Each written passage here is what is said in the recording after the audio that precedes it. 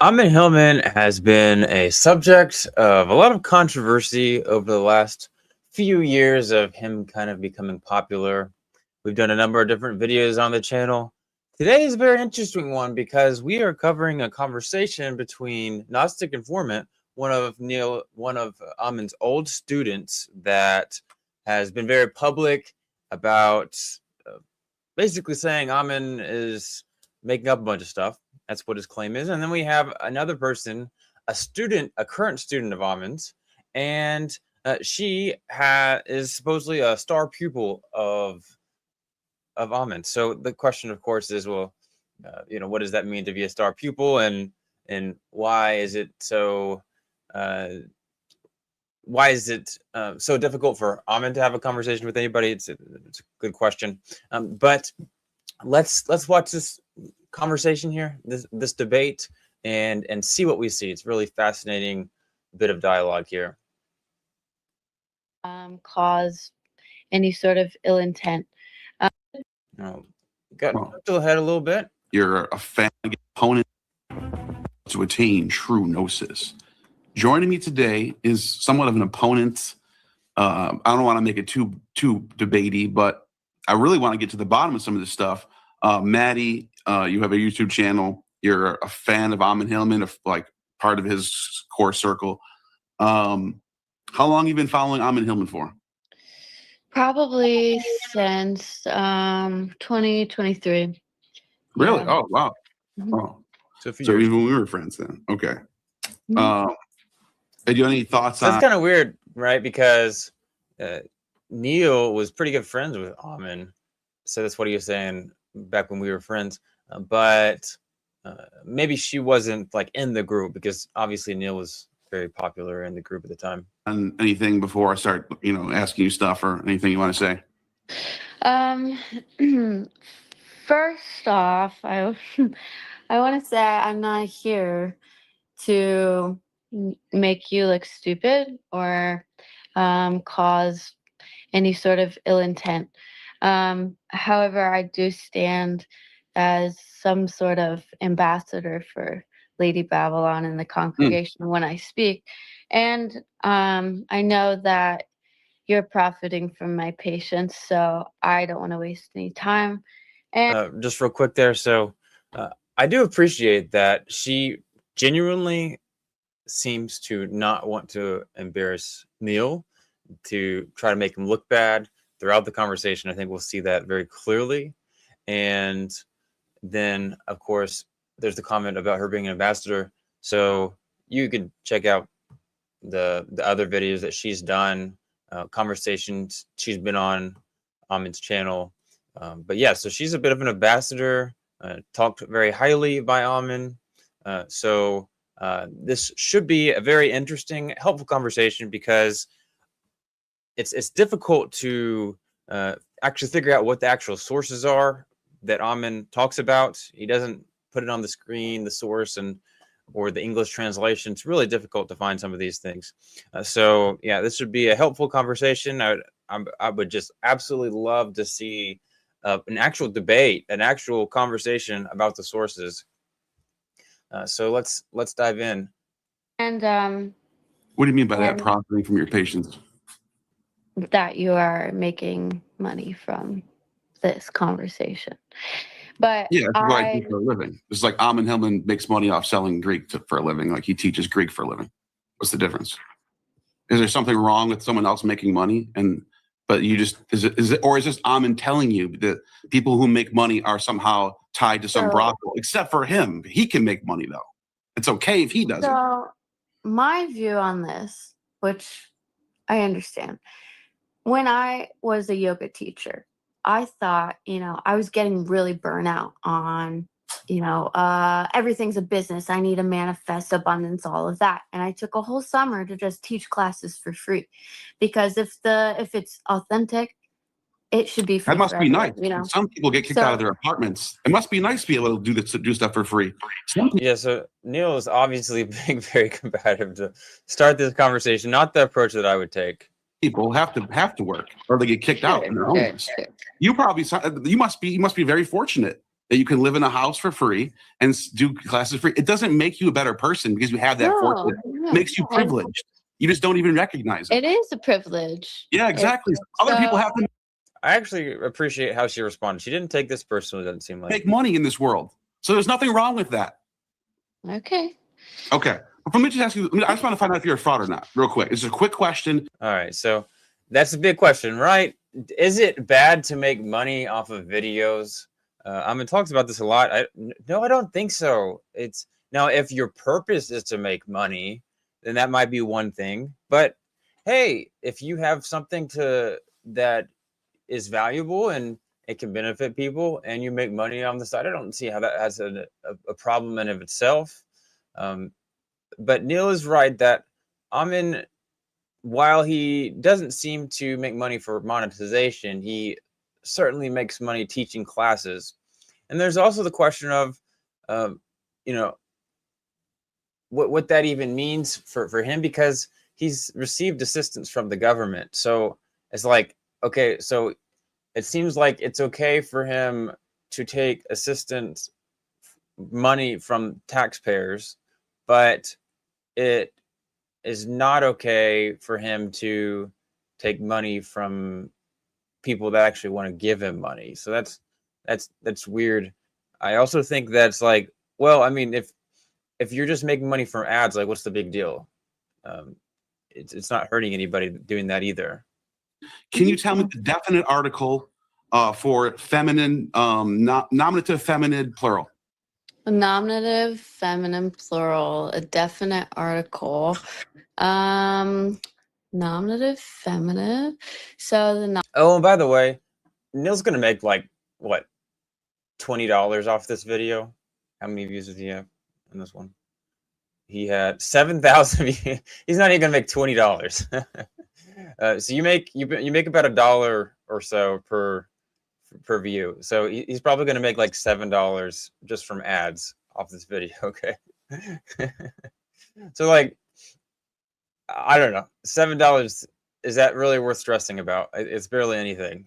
But back to the actual question. So Neil is asking a very, very, very, very basic question that if you pull up any tutorial on learning Greek, like college class, or a book on Greek, one of the first things you're going to ask is asking about the definite article, or I'm sorry, not the definite article, about what Neil is asking, and they'll give you like the whole list of them for you just to be able to memorize. There's a basic set of things that you're required to memorize, and it's like one of the very first classes you will take in Greek is what they will ask you to do. So this is a very basic question. Even if she got this right, I wouldn't even be impressed at all. It wouldn't really tell us much. So this was a very interesting approach by Neil. nominative article, the definite article. Just the word the, plural. They, them, they, them. In feminine. And the feminine is hey. This is basic. Hey. Day one, basic. Hey. I mean, you did do the whole Greek intensive course in speed running and world record timing. I did, yeah. My intent is And not she does confirm she did the Greek in record time. not to really. I'm not going to try to make you stupid. I'm just trying to find out where you're at, and if you don't know the definite articles, I can't trust you that you're speed running through Greek the way you're telling people. This is the word the. The definite article means the. Ho is the. Hey is the. Ho, hey. Yeah. Hey.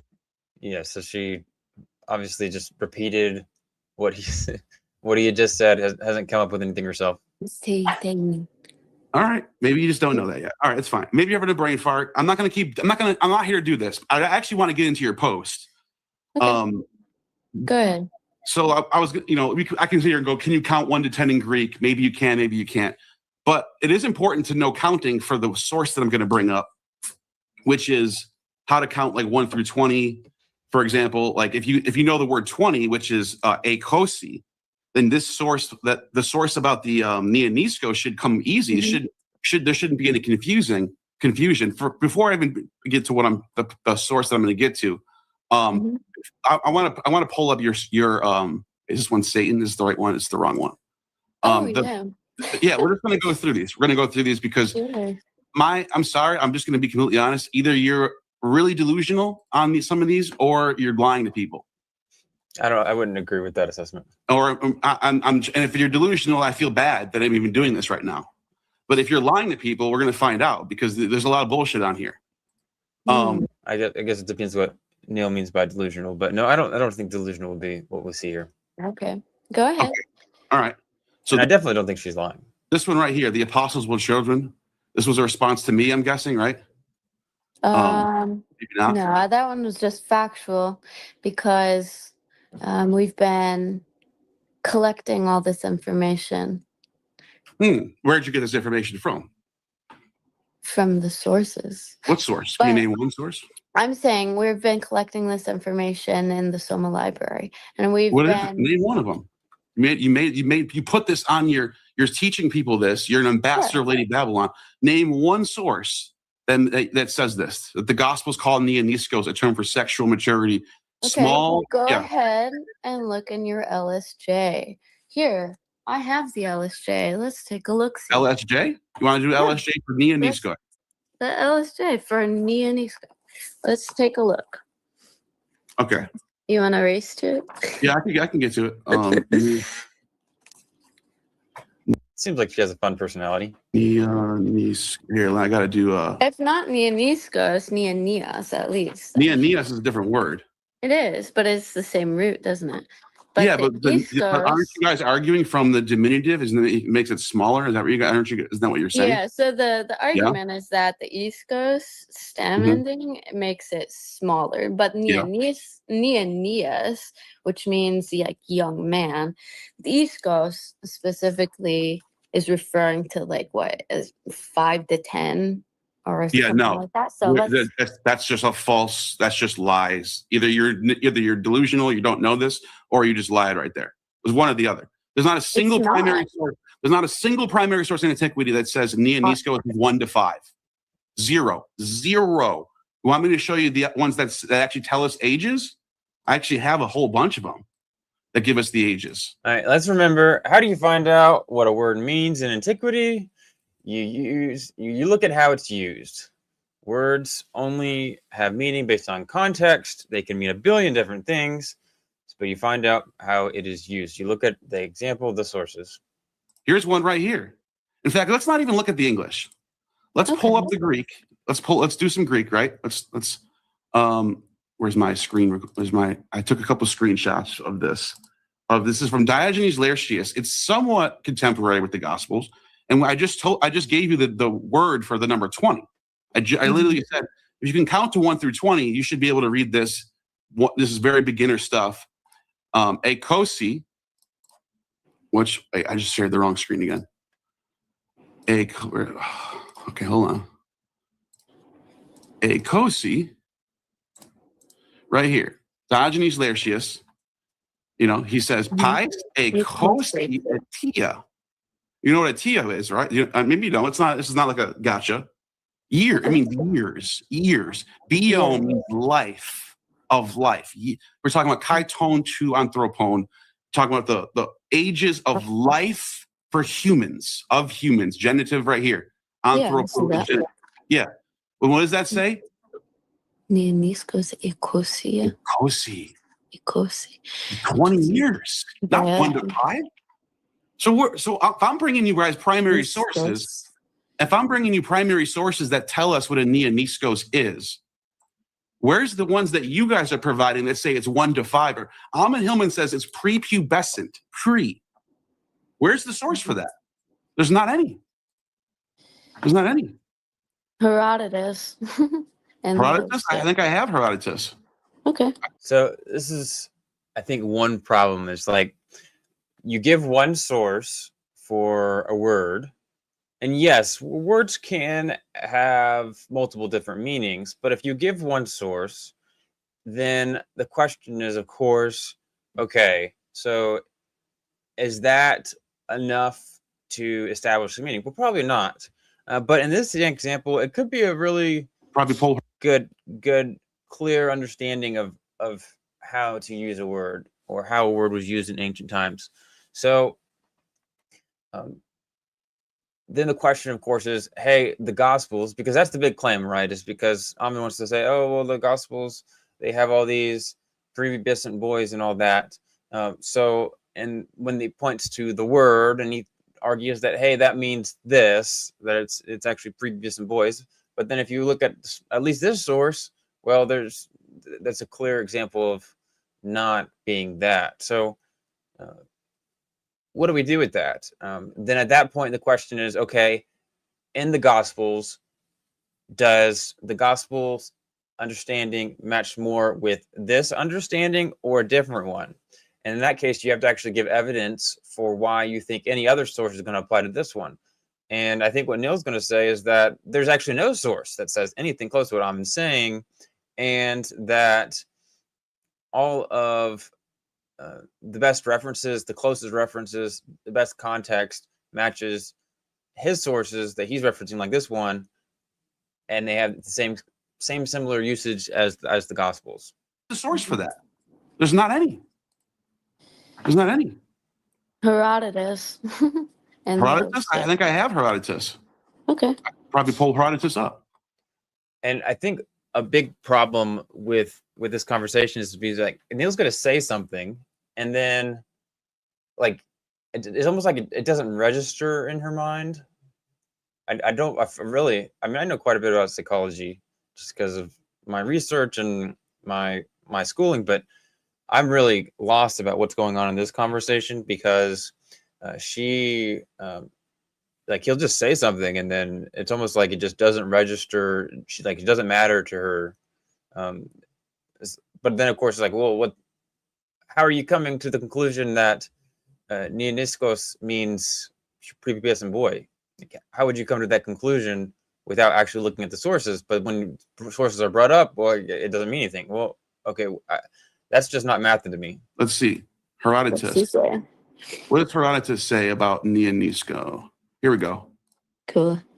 He says right here. He says paragomenos to neoneo, and it's in the form of that's in the dative, and he says deutera apostele epioton.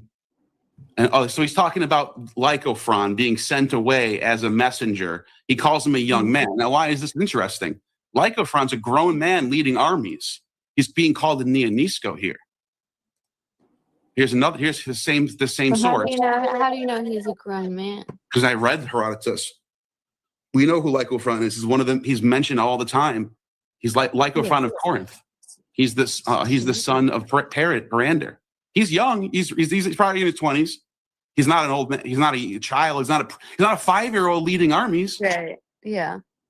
You know what I mean? I do have a question. Okay, so she brings up Herodotus, and he already has the source prepared.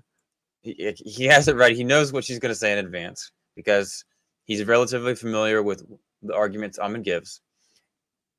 He gives a legitimate reason to think, hey, this guy Lycophron is not a 5-year-old kid, because no 5-year-old kid is leading an army, and seems like she's about to change the subject. So what do you think about the argument of like John gumming up to the nipple and Peter? So at this point, I mean, that seems like pretty clear evidence that she should change her view on this.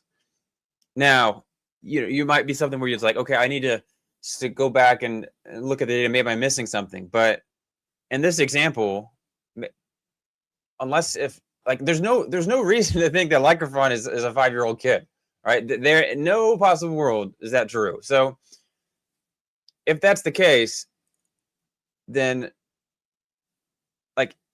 you would think that any reasonable person would be like, hey, okay, that's a really good point. Thank you so much for that. I'm gonna have to look at it, but that seemed to debunk my claim. But that was the first thing she mentioned. You think that's the main argument she's given. If that's the first one she mentioned, doesn't necessarily mean the case, but I mean, you think that's realistic. I don't know, but let's keep going. You're being the oldest at 19. What do you think about that? So John in the Gospel of John, I've talked about this on podcasts. I've talked about this all the time. John is very, very young, probably the oldest out of all the apostles. Fair game to talk about John being on the bosom of Jesus. There's all these famous paintings. This is not a hidden thing that Ammon discovered, by the way. This has been talked about for centuries by even Christians themselves will admit this, that in the Gospel of John, the beloved disciple is a young, we can even, let's say like 12 or something. I don't even know. It doesn't tell us, but he's clearly very young, and he's hanging on the side of Jesus, and he's hanging out and he's laying on his bosom, and he's described as the disciple that Jesus loved. Fair. Let's all dig into that. You guys should be digging into that all the time. I've no problem with that. I'm not defending anything. That is weird to me. It is kind of crazy that Jesus has the young. The text was that he was sitting on top of his lap and the top of his head reached up to his nipple. Yeah, no one denies this. No one denies this. But he was the youngest. It's not like an Ammon-like discovery. Everyone knows about this. No. Okay. Yeah. I'm not saying that. But Peter being the oldest, based on the information of the tax, right? So Jesus being taxed, and then, oh, this guy, Peter, yeah, he looks like a grown man. But everyone else has with them children, right? Yeah, no, I'll grant, let's grant John's a child. I don't care about that. He might be a child. There's a good case to be made that John's a child. I don't even know if Neil thinks that. I mean, to think that, you'd have to say that the gospel writers, well, I mean, maybe from a non-historical perspective, because Neil doesn't think these are historical accounts. So maybe from like a narrative perspective, you could say that maybe, but I don't know. That's more speculation because the text just doesn't really tell us much. Especially in the Gospel of John. But not all, you can't say all 12 of these kids are little babies. That's just what which is Ammon tells people. I actually kind of knew this was going to come up. So I got some sources prepared for this exact topic. Matthew 4. Okay, so let's track the conversation so far. So first thing is she mentioned something about Neoniskos and Neonias, or I think that was the word she used. Then Neil brings up a source that pretty clearly goes against her view. She says, well, what about this? So she changes. She doesn't argue about the source. She changed to a different source. Neil seems to show her why she's wrong about that one very clearly. She changes the topic to John. Neil's like, yeah, I agree, but that doesn't prove your point. Does not prove your claim. Does not prove Ammon's claim. So really, it's like, what was the reason of bringing that up if it doesn't prove that? If it doesn't prove the claim, then she seems to be going a different place now, and Neil brings up Matthew. Jesus, what does he do when he finds Peter? What is Peter and his brother Andrew doing? They're casting nets in the sea. They're fishermen. Is that a 5-year-old? Huh? Fishing men. They're fishermen. Yeah, this is like, I mean, maybe teenagers can fish, sure.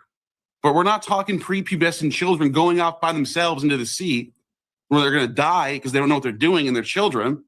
No, they were with their father anyway. Doesn't say anything about them having a father. Just says Jesus came up to these fishermen and he says, follow me, I'll make you fishers of men. You know what I mean? I'm just kidding. Ammon probably loved that translation. But yeah, and then two. Yeah, so from the perspective of how ancient writings were made, there's plenty of reason to think that the writer of Matthew here, if it did include a father, like if this is a historical account, if there actually was a father in the actual thing, the story the actual event that happened, it would make perfect sense why the father would not be included. It's not really important to the narrative. It would be distracting in some cases. Actually, no, it says, well, it is interesting, though, at the same time that it says Simon, who's called Peter, and his brother Andrew, casting a net into the sea, they were fishermen. And then later it says, going on from there, he saw two other brothers, James, the son of Zebedee, his brother John, and the boat with their father Zebedee, bending their nets. Okay, so that's interesting. So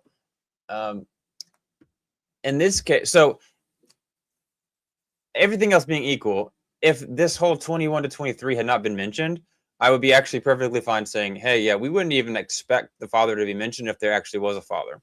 At the same time, 21 to 23 mentions a father. So if he's mentioning a father there, then it would make sense that he's not going to mention, it would make sense that if there was a father in the other one, that it would be mentioned.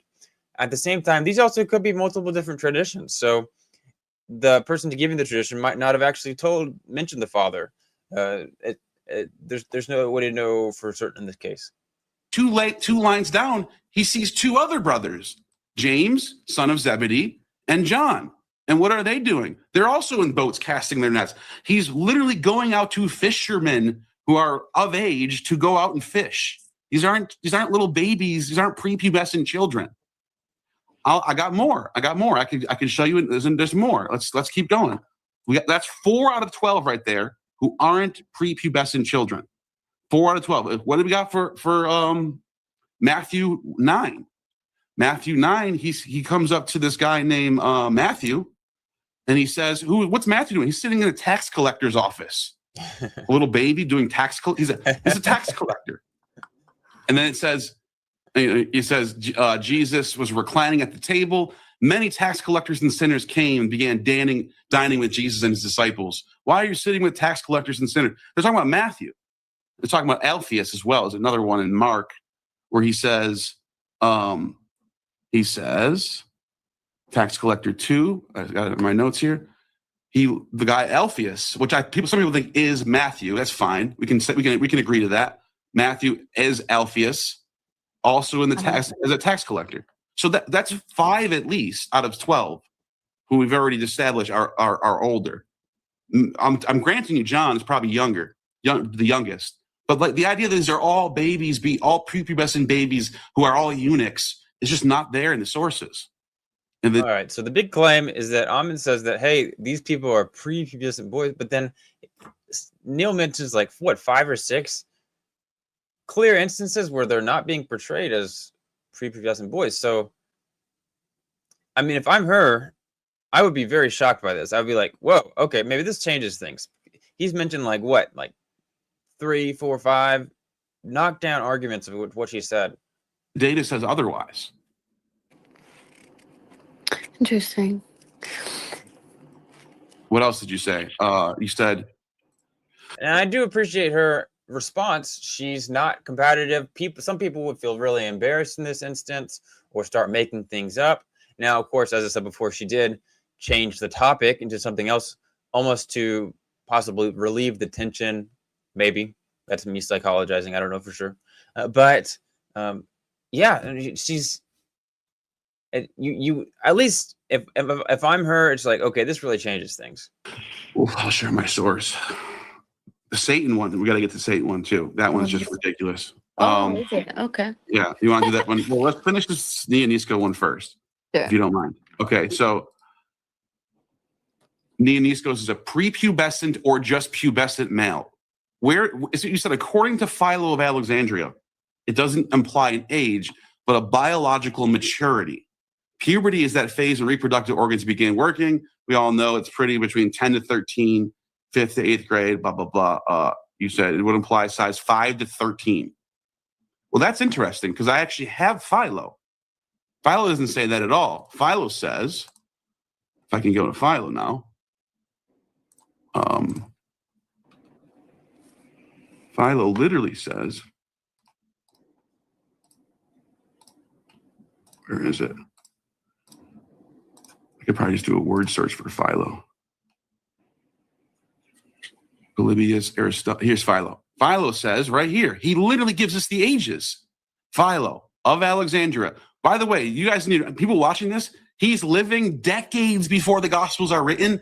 He's a Jewish author who's writing in Greek. You cannot get a better source for defining Neoniskos than Philo. And what does he say? Tetrachikes hepta. At Porphyry and Timotheos 1107 dropped $9.99. I'll save these for later because I know you don't want to. A pagan and an Indo-European autodidact. Thank you for the super chat. And Ammon might both be right.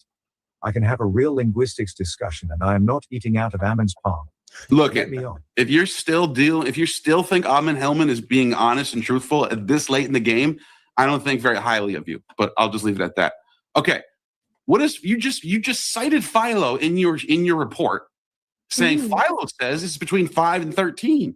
But literally, when you go to Philo, he literally says up to 30. He says 21 to 30. You can read. You want to read the Greek, or do you want? I mean, you can read it if you want. Right here. Yeah. Up to 30. Up to. But it still doesn't take away the fact that Jesus was calling his disciples his little lammies, you know, It seems like she's changing the topic again. Wow, this is really odd. and treating them as children and being kind of a creepo. Fine. I'm fine with that. Yeah. You hear that? So she is treating them as children. So not actually children, treating them as children, being a creepo. I'm fine with that. So, Well, just be honest. We just got to be honest about the data. We can't just say Philo says they're up 5. It's 5 to 13. When So she made a claim on her post to lots of people that it was this, and then when Neil pulls it up, she's like, "Oh, yeah, up to 30." That is incredible. Philo literally says, "Tris hepta neoniskos akris oxesios ulo to somotos bodily esta tetrakis hepta." yeah. He's saying appearance up to he says adolescents have facial hair up to 21, and then neoniskos. Just ignore this Greek for a second. I'll even delete it just for the sake of argument. Neoniskos, he says, is up to 28. It doesn't get any clearer. He literally says he gives you the chart. Paidion. We all know that's infant. Pais, child. Merakion, adolescent. Then neoniskos. The idea that neoniskos would be the youngest. Why would there be 3 stages before neoniskos? And then finally Okay, so you get the story. I did want to comment real quick that when Neil left the whole Ammon camp, his Greek was he knew a little bit, but really didn't know a lot, even though he was taking classes with Greek. I've talked with Neil about this. I've talked with Steven about this. When Neil started taking classes on Greek after Ammon, his Greek improved incredibly. And you can see in this video that he knows quite a bit of Greek, which is really fascinating. Like, he's able to parse the sentence really well. I was actually impressed with his Greek in this video. But yes, so what do you think? What's going on here? And next, we're going to watch a video on her response after this. How does he respond after this conversation? I was shocked to see what she said. Check out the next video. See you guys.